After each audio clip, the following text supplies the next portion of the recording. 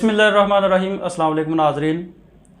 बात करेंगे इसहाक डार की वापसी की और उनकी हलफबरदारी की और इससे जो जन्म लिए गए सवालात की और किस किस चीज़ के साथ मजाक हुआ, ये सारी बातें करेंगे इस वीडियो में। लेकिन एक क्वेश्चन आपके लिए छोड़ा जाएगा, आवाम के लिए छोड़ा जाएगा, जिसका जवाब ऑडियंस देगी, आवाम देगी, और वो कमेंट्स में ज़रूर बताइएगा। बात करते हैं कि एक साहब आज से 5 साल पहले जिसको एक इदारे की तरफ से, नैब की तरफ से एक सवालनामा थमा दिया गया, उसका जवाब देने से ग्रेज़ किया और उसके बदले में वो साहब बैरून मुल्क चले गए। 5 साल के बाद उनकी वापसी हुई है। इस 5 साल में एक ड्रामा ये भी हुआ कि आज से 4 साल पहले लंदन में बैठकर कागजात नामजदगी जमा करवाए गए बतौर सेनेटर मुंतखब होने के लिए। वो एक्सेप्ट हुए। एक्सेप्ट होने के बाद वो मुंतखब हुए सेनेट की सीट पे।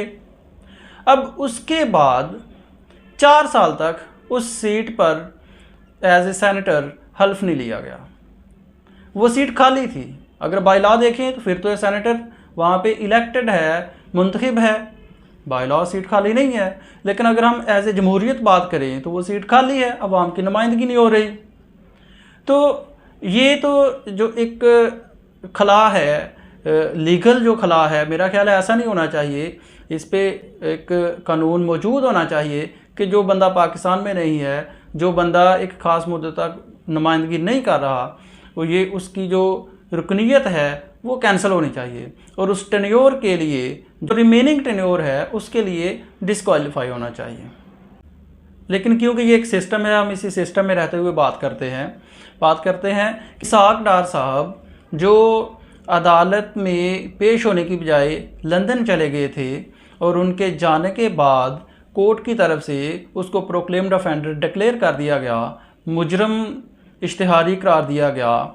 उसके बाद वो 5 साल बाद वापस आए हैं और वापस आने के पहले उन्होंने एक पिटीशन फाइल की ऑनरेबल हाई कोर्ट में कि उनके जो वारंट्स ऑफ अरेस्ट इशू हुए हैं उनको ख़त्म किया जाए, इस शर्त के साथ कि वो पाकिस्तान में आते ही सबसे पहले कोर्ट में सरेंडर करेंगे। उनके वारंट ऑफ अरेस्ट ख़त्म हो गए इस शर्त के साथ कि वो कोर्ट में सरेंडर करेंगे, लेकिन उन्होंने आकर कोर्ट में सरेंडर नहीं किया। तो ये तो एक तौहीन अदालत का केस बन गया। इस पे नोटिस लिया जा सकता है, कार्रवाई की जा सकती है। उसके बाद उन्होंने 4 साल के बाद एज ए सेनेटर हलफ उठा लिया। अब इससे 2 बड़े मजाक हुए हैं, बड़े सीरियस नेचर के।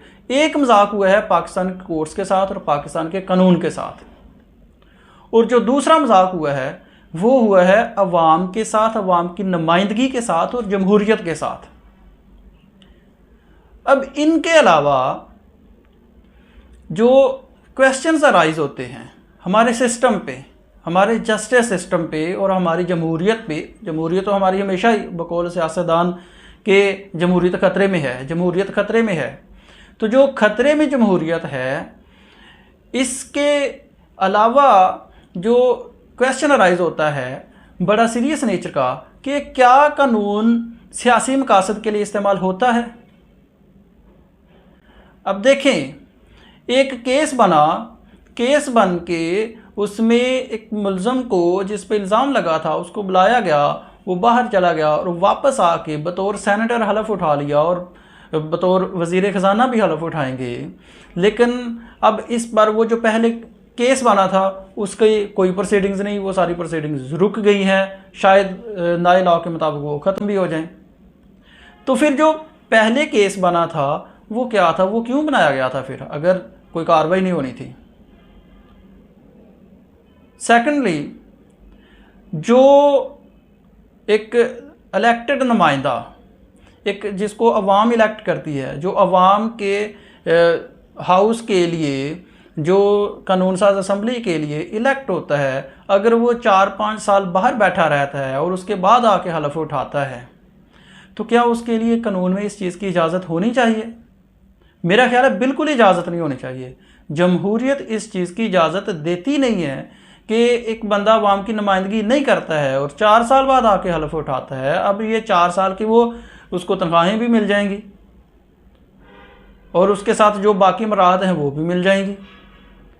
और उससे सबसे बड़ी बात कि जो 4 साल अवाम की नुमाइंदगी नहीं हुई, उस सीट पर जो अवाम की नुमाइंदगी करनी थी, जो कानून साजी में अमलदारी करनी थी, हिस्सा लेना था, पार्टिसिपेशन करनी थी, डिस्कशन करनी गई थी, वो भी रह गई। और उससे जो नेक्स्ट क्वेश्चन अराइज होता है कि क्या पाकिस्तान में कानून की बालादस्ती है? अगर यही सब कुछ होना है तो फिर कानून कहाँ पे गया? फिर तो कानून की बालादस्ती नहीं रह गई। जब दिल किया बाहर चले गए, जब दिल किया पाकिस्तान आ गए, 4 साल के बाद आके हलफ उठा लिया। कोई नुमाइंदा हो, मेरा ख्याल है जमहूरियत में कोई किसी पार्टी से तल्लक रखता हो, कोई पार्टी से तल्लक ना भी रखता हो, इस चीज़ की हरगिज़ इजाज़त नहीं होनी चाहिए कि एक बंदा बाहर जाता है, 4 साल के बाद बाहर ही बैठ के इलेक्शन लड़ के इलेक्ट होता है और 4 साल के बाद वापस आके हलफ उठाता है। अब कलसूम नवाज साहबा, अल्लाह ताला उनकी मग़फ़िरत अता करे, वो भी लंदन में बैठ के उन्होंने इलेक्शन लड़ा और उसके बाद अब नैब की एक जो कार्रवाई थी, मरीम नवाज साहबा का पहले जो पासपोर्ट उसका हाई कोर्ट में रखा गया था, कोर्ट की तहवील में लिया गया था, नैब ने उस पर भी बयान दे दिया कि ये हमें कोई एतराज़ नहीं है। अगर एतराज़ नहीं है तो फिर पहले क्यों जमा होने दिया था? अगर एतराज़ नहीं है तो पहले क्यों जमा होने दिया था? और अगर जमा होने दिया था तो जो उसके जो ये टाइम वेस्ट हुआ है, पता नहीं कितने नुकसान हो गए होंगे, तो ये फिर नैब को पूरे करने चाहिए।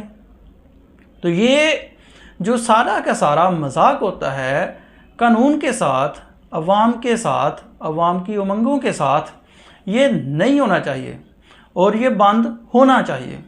उसके बाद जो आपके लिए क्वेश्चन है वो ये है कि क्या जमहूरियत है और क्या जमहूरियत में इस चीज़ की इजाज़त दी जा सकती है कि एक बंदा बाहर बैठ के इलेक्शन लड़े और 4 साल बाद आके हलफ उठा के वो वज़ीर ख़जाना भी बन जाए? ये सवाल का जवाब आवाम कमेंट्स में ज़रूर देंगे। शुक्रिया।